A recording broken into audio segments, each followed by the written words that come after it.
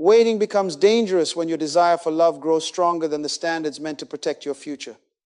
The threat is not singleness. The threat is displaced authority. Desire was designed to speak, but it was never qualified to rule. Wanting companionship is not weakness. It is not immaturity. It is not evidence that your faith, discipline, or independence has failed. You can be strong and still want closeness. You can possess purpose and still desire partnership. You can have peace and still feel the ache of an empty place beside you. The problem begins when a valid desire becomes an urgent demand, because what you demand immediately, you may stop evaluating wisely. Prolonged waiting can make the heart interpret delay as danger. Then loneliness feels like an emergency. Anxiety becomes an advisor, and immediate relief begins to look more important than lasting suitability. You stop asking, "Is this healthy?" and start asking, "Could this finally be it?" You stop examining patterns and start defending possibilities. You lower what wisdom established because pain has convinced you that almost right is safer than being alone. But standards are not barriers against love. They are guardians of the life love must enter. They protect your convictions, your peace, your purpose, and the future you will have to live after the excitement settles. If urgency can negotiate them, they were preferences, not standards. So change the governing question. The calendar asks, when will someone come? Character asks, who am I becoming while I wait? The first question places your life beneath a timeline you cannot control. The second returns responsibility to your hands. You may not control who arrives or when, but you can cultivate the capacity to recognize, choose, build, and sustain a healthy partnership. That is the path before us. Identity that does not beg to be chosen. Purpose that gives chemistry, direction, character trained for responsible love, peace that is not dependent on an outcome, discernment grounded in visible patterns, and practical readiness for the shared life partnership requires. And at the end, you will not receive a prediction. You will conduct an audit not of your worth, but of your readiness. Heartbreak may speak, fear may speak, waiting, loneliness, anxiety, and relational burdens may all speak. Hear them honestly, but do not crown them. Healthy waiting begins when standards govern desire and preparation replaces panic. And the pressure most likely to reverse that order is loneliness, the feeling that can quietly turn longing into prophecy, panic, and compromise. Loneliness deserves to be taken seriously because it can hurt deeply. It can make a quiet evening feel like evidence, a delayed hope feel like rejection, and an uncertain season feel endless. But pain is not proof. Loneliness may describe what you feel today without possessing any knowledge of tomorrow. It is not shameful to want connection, and it is not wise to turn that desire into a verdict. Preparation begins by refusing to let present pain write a permanent story. When loneliness is given authority, it usually speaks through three distortions. First comes prophecy. I will always be alone. A present condition is stretched across an entire future. Then comes panic. I must act now. Waiting is treated as danger, so speed begins to masquerade as courage. Finally comes compromise. This connection is better than no connection. Now relief is valued above health, and access to someone is confused with suitability for shared life. The sequence matters. A false forecast creates urgency, and urgency makes surrender appear reasonable. But loneliness cannot see what wisdom must evaluate. It may reveal that you need care, conversation, community, affection, or honest support. It cannot identify the right person. It cannot determine the right pace. It cannot guarantee that the attention you receive is trustworthy. It cannot announce the outcome of a relationship that has barely begun. A feeling can provide information about your inner condition while remaining completely unqualified to direct your relational decisions. This is why naming loneliness is different from obeying it. Naming it says, I feel the absence of connection, and that absence hurts. That is honesty. Obeying it says, because this hurts, I must accept whatever promises relief. That is a transfer of authority. Honesty brings pain into the light. Obedience places wisdom beneath the pain. You do not become mature by pretending you feel nothing. You become mature by feeling fully without surrendering your judgment. So when loneliness rises, give it better language. This feeling tells me I need care. It does not tell me to abandon wisdom. Then pause and ask, what is this feeling asking me to surrender? And what principle must I protect? Protect the principle. Seek care without chasing certainty. Receive support without forcing a connection. Let the ache be acknowledged, but refuse its forecast. Once loneliness loses permission to predict your future, you recover the freedom to choose your next step. Yet uncertainty remains, and that is why predictions become so attractive. They promise relief before preparation has done its work. Uncertainty does not have to be solved before preparation can begin. This is the alternative to emotional forecasting. Discernment evaluates what is present, while prediction attempts to guarantee what has not happened. Discernment asks, what do the facts require of me now? Prediction asks, what must this mean about my future? One produces a responsible next step. The other produces a story that may feel certain before it has become true. Predictive romance is everywhere. Soulmate titles, promised timelines, and destiny-centered messages occupy a crowded content landscape, yet the demand around them is saturated and uneven. That observation tells us something about the marketplace of attention. It does not prove why any individual watches, believes, hopes, or searches, but it does reveal how frequently certainty is offered as relief. When ambiguity becomes uncomfortable, prediction gives imagination somewhere to rest. That is why it feels powerful. It converts scattered events into a complete narrative. Every message becomes a sign. Intensity becomes destiny. A red flag becomes a test you were meant to endure. A delay becomes secret confirmation that something extraordinary is developing behind what you can see. Nothing is allowed to remain ordinary because uncertainty has been turned into a puzzle and desire is determined to make every piece fit. But a story about tomorrow cannot develop your capacity today. It cannot make you honest when honesty is costly. It cannot establish boundaries when attraction pressures you to erase them. It cannot teach patience, repair, communication, responsibility, or restraint. Prediction may excite imagination, but only preparation enlarges capacity. Certainty about an imagined relationship is not readiness for a real one. So stop asking the future to introduce itself before your character is ready to meet it. You do not prepare for love by claiming knowledge of whom or when. You prepare by developing what partnership will require. The renewed question is not, can I decode what is coming? It is, can I become responsible with what I have been given now? That responsibility has 6 dimensions. Build a secure identity that does not depend on being selected. Establish purposeful direction so emotion does not determine where your life is going. Train durable character capable of truth, patience, sacrifice, and repair. Cultivate grounded peace that remains steady without controlling the outcome. Practice patient discernment that judges visible patterns without inventing destiny. Develop practical partnership capacity for the responsibilities, decisions, and shared demands of an actual life. These 6 dimensions do not guarantee that someone will arrive on your preferred timeline. They do something more honest. They make meaningful growth possible while the future remains unknown. You may not possess a promise about who is coming, but you still possess a present you can steward, and preparation begins at the foundation. Before partnership can join your life, identity must no longer need partnership to rescue it. Love should encounter a person who can receive connection without begging connection to create them. The first dimension is secure identity.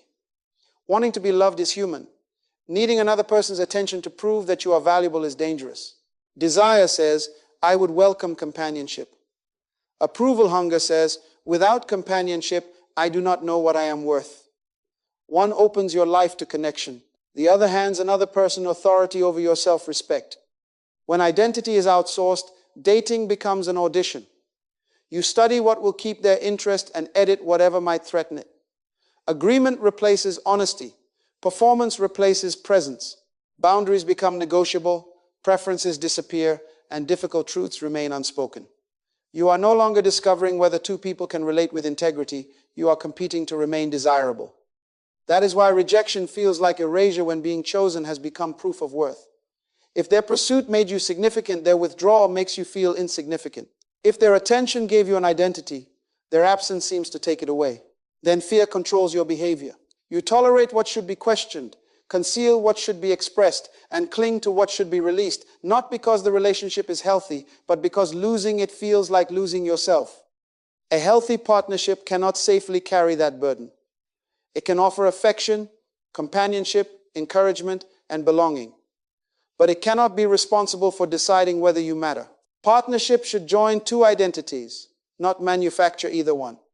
Now, completeness does not mean becoming emotionally untouchable. It does not mean denying your need for community, refusing support, or pretending that separation never hurts. Human strength is not isolation.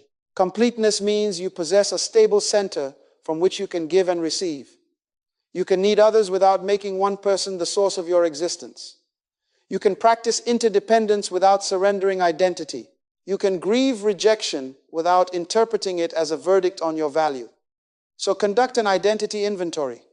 What convictions govern you when approval is unavailable? What values shape your choices? What gifts have you been entrusted to develop? What responsibilities already require your faithfulness? Which friendships, family ties, and communities are you called to nurture? What kind of life are you building with the time, ability, and opportunities in your hands now? Then ask the sharper question. Can you state who you are without mentioning who chose you, rejected you, pursued you, or left you?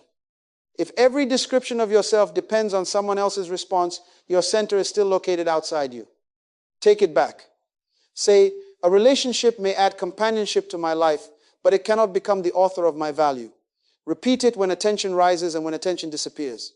Let love be welcomed, but never worshipped. Let connection enrich you, but never define whether you deserve dignity. Because once you know who you are, you become free to be truthful. And knowing who you are must now lead to the next question. What is your life for? And can another person share its direction? Purpose answers that question without requiring isolation. A whole person is not a person with no need for others. It is a person whose life already has direction, responsibility, and something meaningful to share. Partnership can then become interdependence. Two people bringing their lives into cooperation without asking either person to become the other's reason for living. Purpose is often made unnecessarily mysterious. It is not always one grand assignment waiting to be discovered, and it is not a prediction about a future role. Purpose is the organizing direction of your life. It is expressed through the convictions you protect, the responsibilities you fulfill, the contribution you make, and the priorities governing your time. Purpose is not merely what you hope to accomplish someday. It is what gives order to your faithfulness today. Consider one relevant audience response example. A 52-minute, 19-second marriage video earned 125,839 views, while emphasizing personal completeness, shared purpose, and character over romantic performance. One video cannot prove a universal preference or establish why every viewer responded, but it does show that a substantial audience engaged with a vision of partnership built on more than emotional display. The interest is instructive. People are not only asking how love feels, they are also asking what love is meant to build. Chemistry can create movement between two people. It can awaken curiosity, intensify attention, and make connection feel effortless. But movement is not direction. Two people can feel powerfully drawn toward each other while their convictions, obligations, and visions pull their lives apart. Chemistry may begin a conversation, but direction determines whether two lives can travel together. This is why partnership must not become an escape from an empty existence. Another person cannot safely be assigned the task of supplying all your meaning, structure, and motivation. Healthy partnership unites lives capable of giving, building, serving, and accepting responsibility. It does not merely ask, how intensely do we feel? It asks, what kind of life will these feelings be required to support? Build a purpose map. Write down your current responsibilities, not your imagined future alone. Name the convictions you will not violate to preserve a relationship. Identify the contribution you want your work, gifts, and presence to make. Examine where your time actually goes. Describe the kind of family life or community participation you intend to cultivate. Then compare your desires with your present patterns, because declared direction without practiced direction is only aspiration. Use that map as a relational filter, not as a prophecy. Ask, does this relationship strengthen truthful participation in our responsibilities, or require one of us to abandon them? You do not need certainty about someone's permanent role to recognize whether the connection honors what each person is responsible for now. Purpose reveals where partnership is going, but direction alone cannot sustain the journey. The next question is more personal. Does your present character have the strength to carry the future you say you desire? That question exposes the real work of waiting. Most people ask, who will love me? Character asks, am I learning to love with truth, steadiness, and responsibility? The first question examines an unknown person. The second examines the person already within your reach, yourself. You do not become prepared for partnership merely because your desire is sincere. You become prepared by practicing love responsibly. Relationship-bearing character is honesty when truth may disappoint, consistency when enthusiasm fades, patience when progress is slow, and accountability when your choices cause harm. It knows how to apologize without manipulation, forgive without removing necessary boundaries, restrain emotion without denying it, serve without keeping score, and repair what conflict has damaged. These qualities are not decorations added after love arrives. They are the strength love will require when affection is no longer effortless. Romantic performance can create an impressive moment. Durable character creates a trustworthy pattern. A person can plan a beautiful evening, speak with unusual tenderness, or appear generous while attention is being rewarded. But patterns become visible through inconvenience, disagreement, delay, and correction. What happens when preference is denied? What happens when plans change, weakness is exposed, or responsibility costs more than expected? Impressions reveal what someone can present. Patterns reveal what someone repeatedly practices. Turn that examination inward. How do you respond when you are ignored? When disappointed? When confronted? What happens inside you when attraction becomes strong, jealousy rises, or an outcome refuses your control?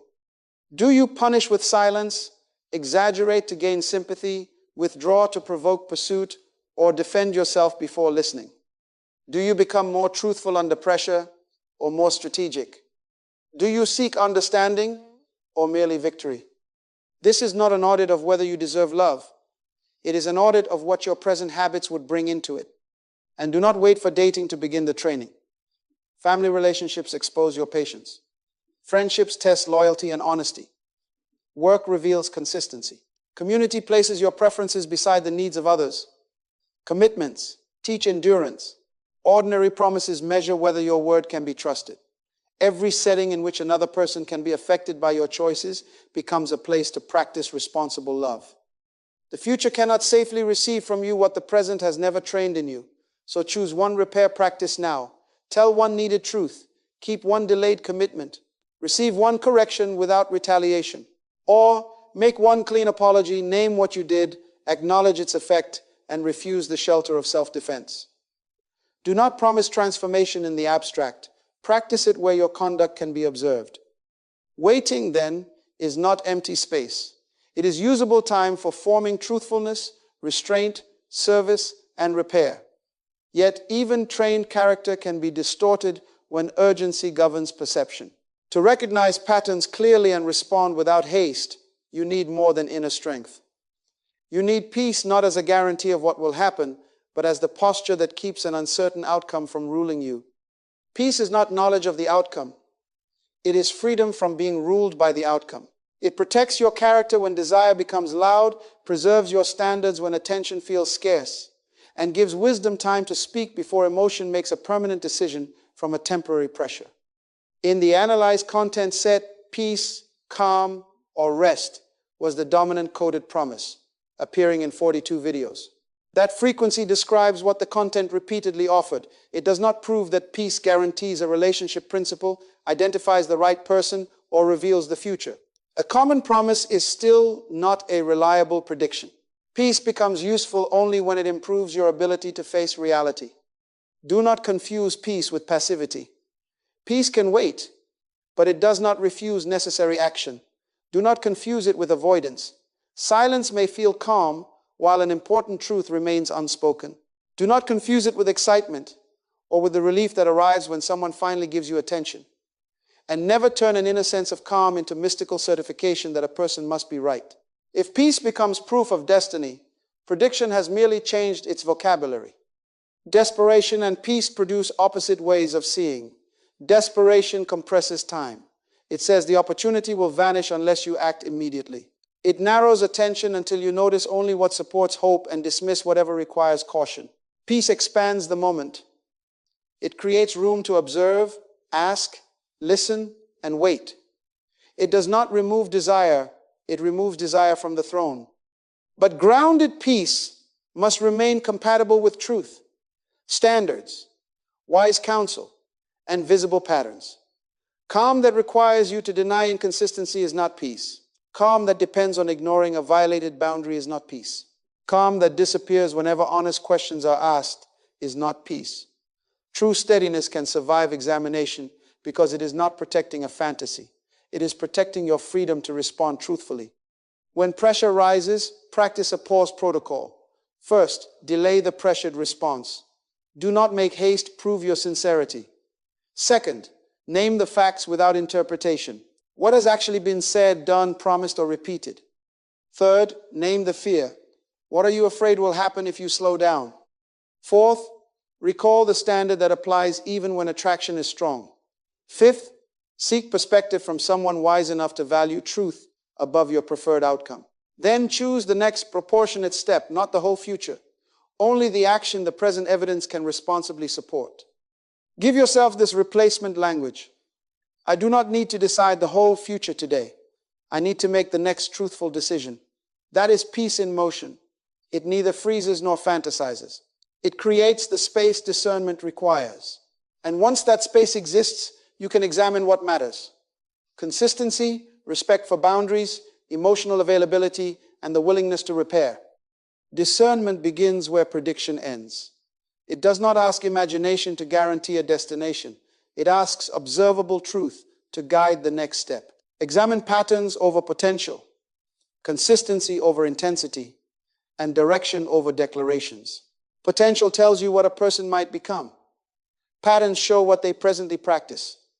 Intensity can make a moment feel important. Consistency reveals whether trust can survive beyond the moment. Declarations announce intention. Direction shows where repeated choices are actually leading. This is why standards and boundaries must work together. Standards are pre-decided principles that protect your dignity, convictions, purpose, and relational health. Boundaries are the behaviors that put those principles into practice. A standard says, honesty is necessary. A boundary determines what you will do when deception appears. A standard says, my convictions will not be traded for affection. A boundary refuses participation when affection demands that trade. Standards define what governs you. Boundaries demonstrate that governance under pressure. Now examine what can be seen.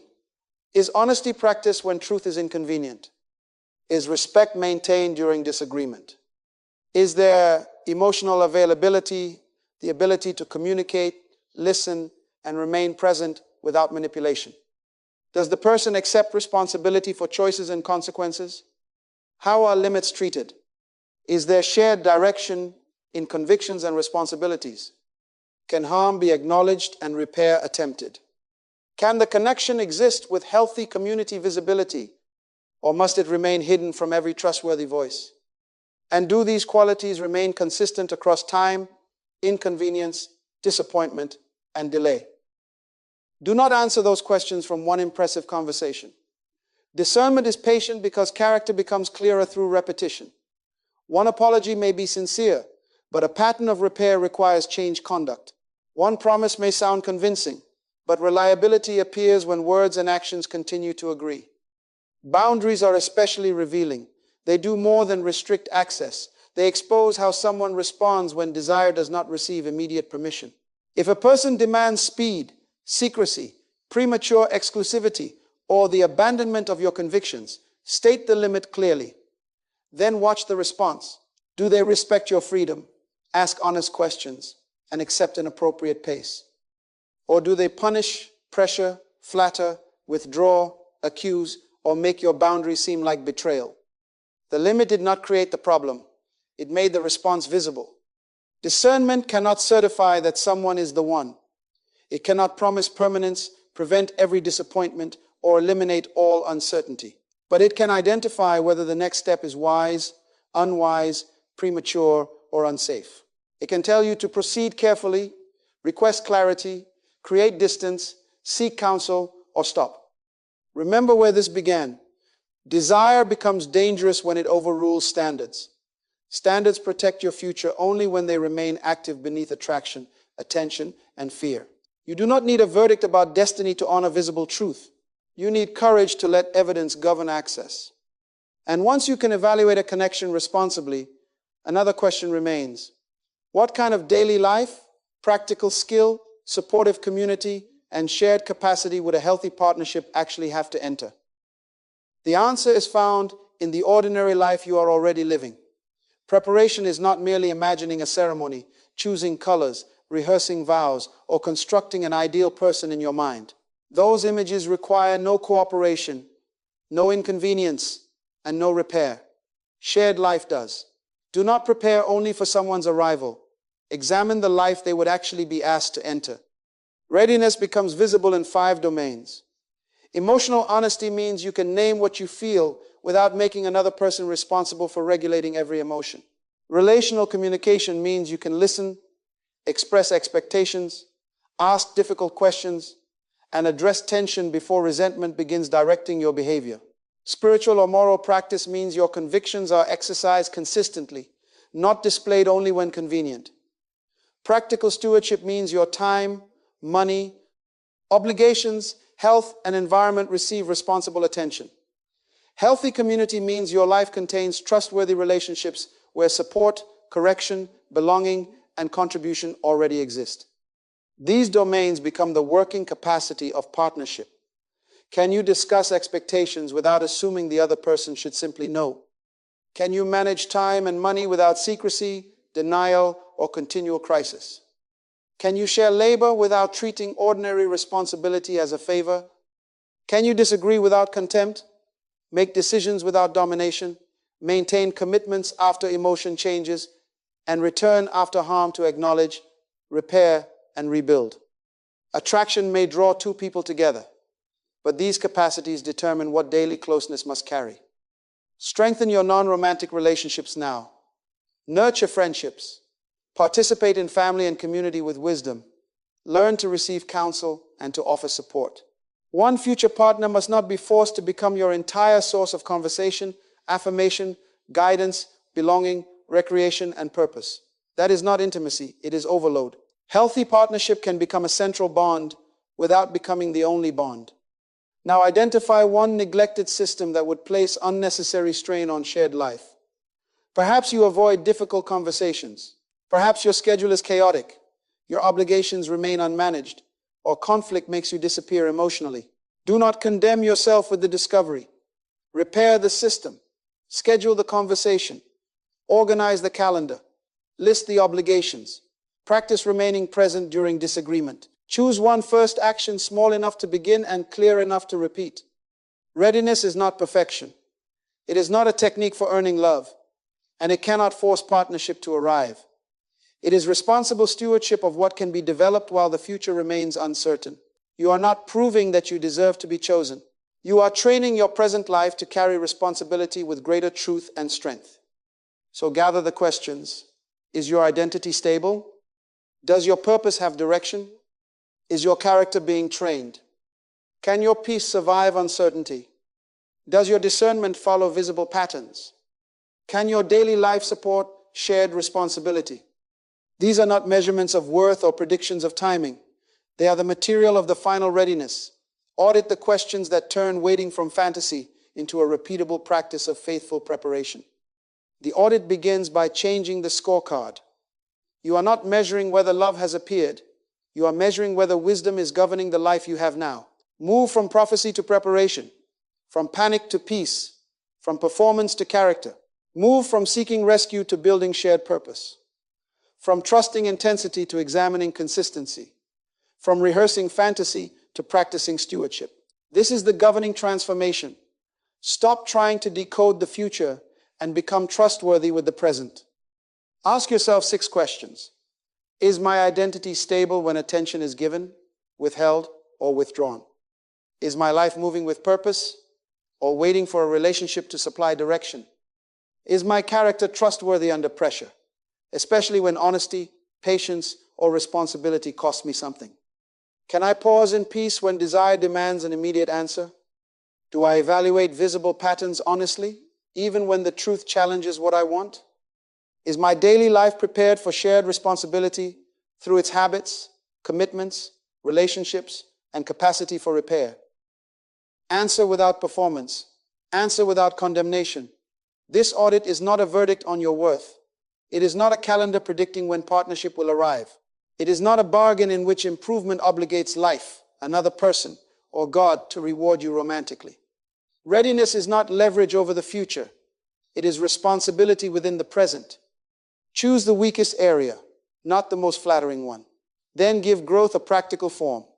Protect one standard when relief tempts you to surrender it. Make one character repair where your conduct has caused harm. Keep one purpose commitment that restores direction to your time. Initiate one honest conversation you have delayed. Establish one recurring pause before pressured decisions, so facts, wisdom, and peace can speak before fear decides. And when loneliness becomes loud, replace its language. Say, I will not call loneliness prophecy. I will not call pressure love. I will not trade standards for relief. I will prepare faithfully without pretending to know the future. Repeat this when attraction intensifies, when waiting feels exhausting, and when uncertainty invites invention. You are not passively suspended until someone chooses you. You are actively responsible for the identity you strengthen, the purpose you serve, the character you practice, the peace you protect, the patterns you examine, and the life you steward. Preparation cannot guarantee when partnership will come, or whether it will come at all. But it can keep uncertainty from owning your present. And if love enters your life, you can meet it without desperation, examine it without fantasy, and receive it with standards intact, purpose alive, and wisdom ready.